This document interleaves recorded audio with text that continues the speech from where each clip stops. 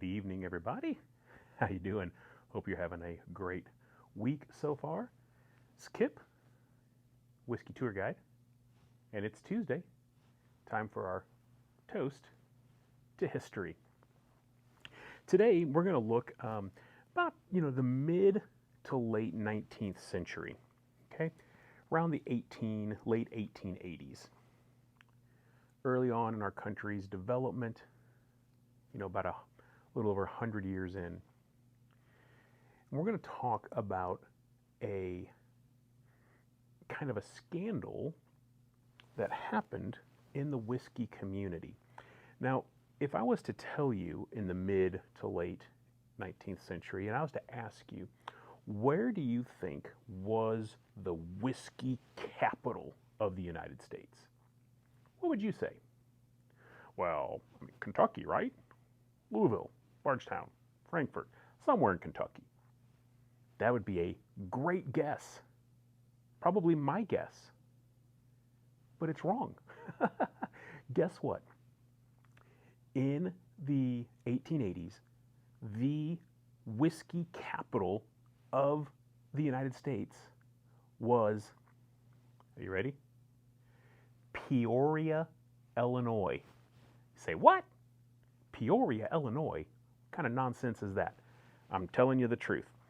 There were more distilleries in Peoria, Illinois than any single city in the country in that year.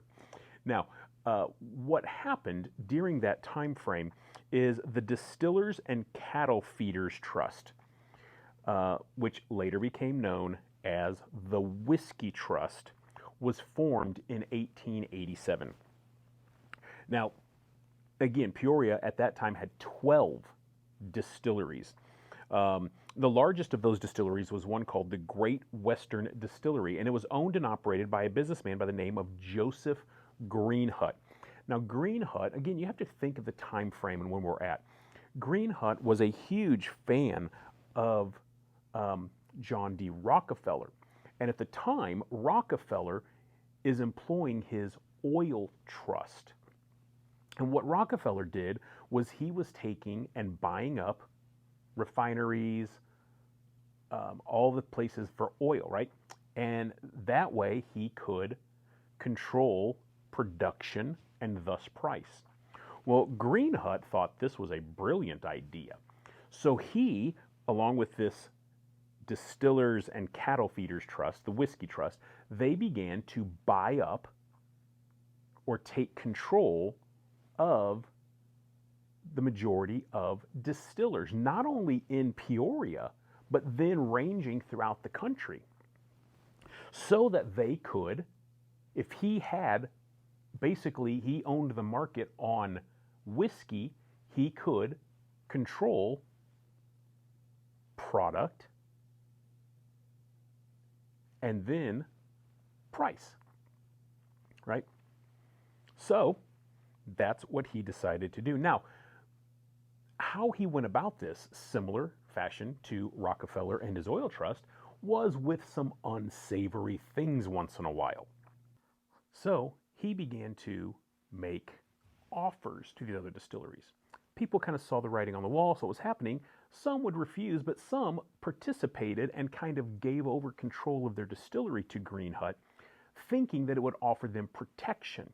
They thought that if they agreed to go along with Greenhut and his Whiskey Trust, that it would at least preserve their own distillery and product. The problem is those distilleries, once Greenhut took control, completely overhauled them, and the full authority of that distillery was given to the trust. And if the distillery didn't want to join the trust, well, that's when trouble started. They were targeted.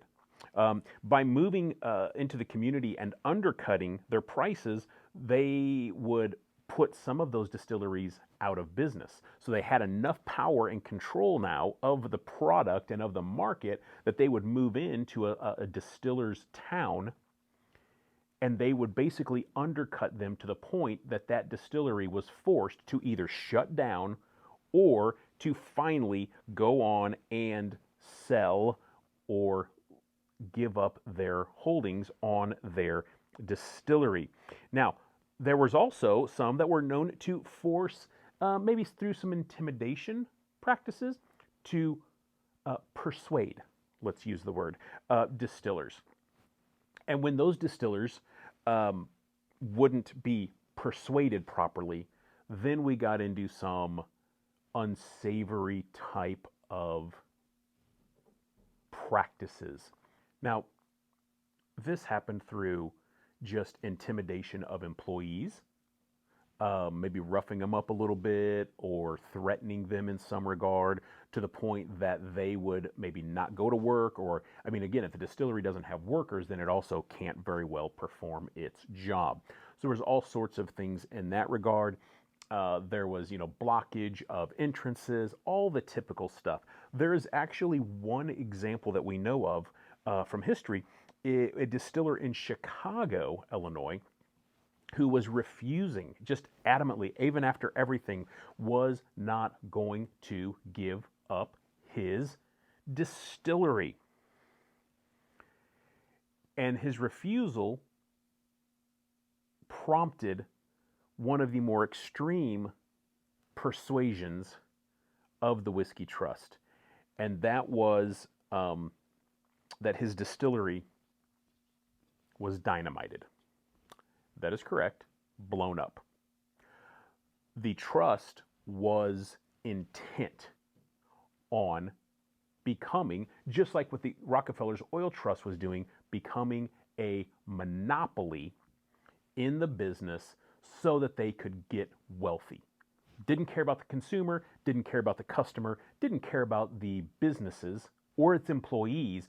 All it was worried about was profit. With the Whiskey Trust, just like the Oil Trust, finally there was something that had to be done. And on July the 2nd, 1890, Congress passed what is known as the Sherman Antitrust Act. The act was aimed at stopping monopolistic strategies, businesses, practices, such as those alleged by the Whiskey Trust. In fact, in the face of this ban, the trust reorganized and emerged as the Distilling and Cattle Feeding Company. They went back to business, doing what they had done previously, except for the bullying of other distillers and distilleries.